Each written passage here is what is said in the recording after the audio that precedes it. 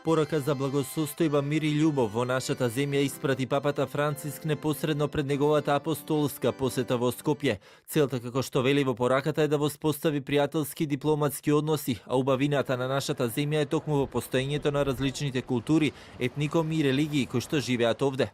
Dopo che il vostro paese raggiunse l'indipendenza, la Santa Sede ha voluto stabilire con esso rapporti di amicizia e relazioni diplomatiche. Oggi più che mai c'è bisogno di far crescere in Europa e nel mondo intero la cultura dell'incontro, la cultura della fraternità.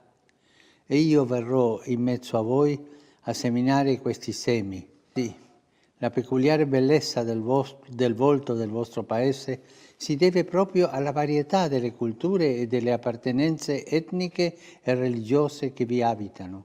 Во пораката нагласува дека неговата посета ја посветува и на една голема светица ќерка на, како што вели, нашата земја, мајка Тереза, родена и израсната во Скопје, која преку благодатта Божја стана храбра мисионерка на Христовата милост во светот, давајќи утеха и достоинство на најсиромашните меѓу сиромашните.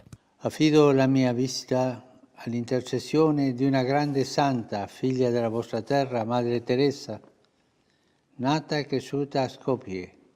È diventata con la grazia di Dio una coraggiosa missionaria della carità di Cristo nel mondo, dando conforto e dignità ai più poveri tra i poveri.